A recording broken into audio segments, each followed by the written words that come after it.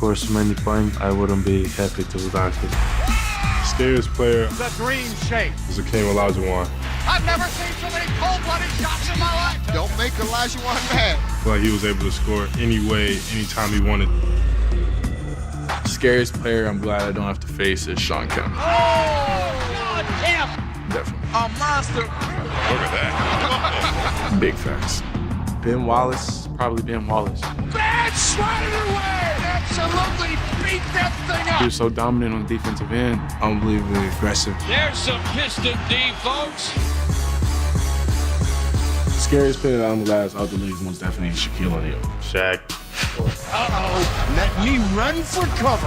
Shaq by far. Shaquille O'Neal. Definitely Shaquille O'Neal. Shaq, look out.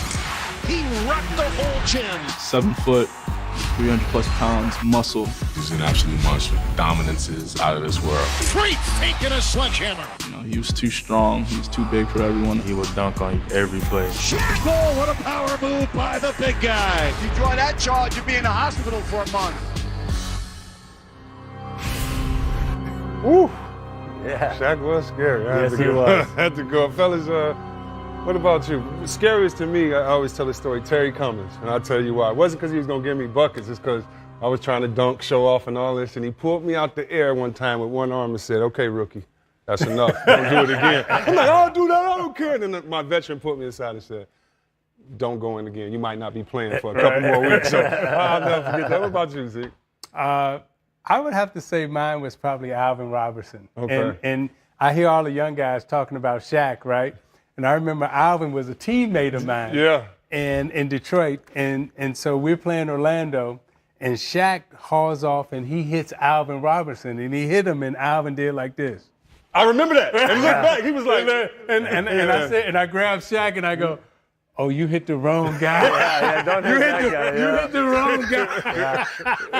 okay. You know, there were guys that you had to really get up to play against. All the offensive rebounds, like Moses Malone and those guys, you just knew you were in for a dogfight, but you weren't even scared of them. Like Lonnie Shelton was the one guy. Like they said, Lonnie Shelton, supposedly, I don't know if this story's true or not, but I'll tell it again. Yeah. Some guy tried to stick him up. He took the dude's gun from the guy, beat him with his own gun, and then every time the guy moved, he hit him on the head till the cops came.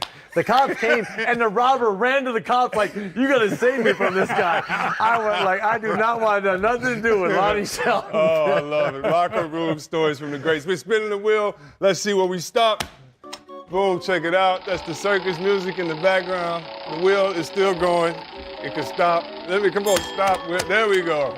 Locker room stories. Guys, I know back in your guys' day and my day, we didn't have the internet. We didn't troll each other by saying things like this. You guys see this by the Warriors?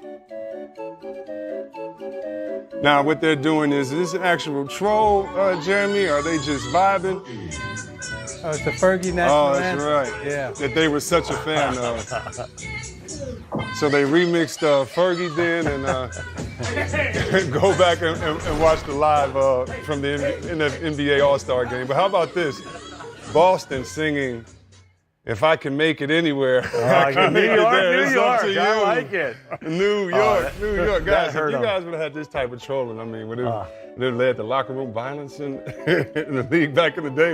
Zeke, what do you? I don't know what it would have led to, but I tell you who would have been the leaders. Who was that? The Celtics. they would have been the leaders. I mean, between ML Carr and Maxwell and them guys, they would have been the leaders. Yeah, you know, we never had cameras in and stuff like that. So everything other trolling you did was when you're walking off the floor. Like you'd walk off the floor and say, "I'll see you next time, man. I busted your ass tonight. I'm gonna bust your ass. I think February 3rd next time I see you." And so like, it was all kind of face to face. These guys troll each other on Twitter. Like the one guy I wouldn't want to get into a trolling war with is Embiid. Oh yeah, I mean that guy. I tell you what, he just makes you look bad. You gotta be funny. You gotta be smart. Exactly. So, Kev, can you just as we go to break, a little trash talking. What did you used to tell people in Game 7 or in closeout games when they were in I don't Boston? even want to hear I it. used to tell them all the time. I said, "Look, now when we get done tonight, just shut off the lights because you know what, this game's over." I said, "When the closeout game, I used to always tell Johnny Lucas, I said, John, you know where the lights are in this place?" First time, he said, "What for?" I said, "Well, shut them off."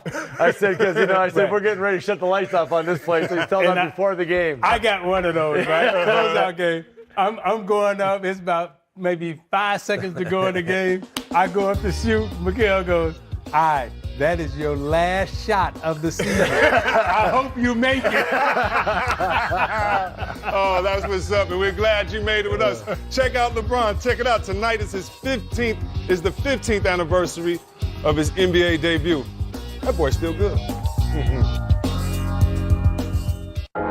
What's the best way to celebrate?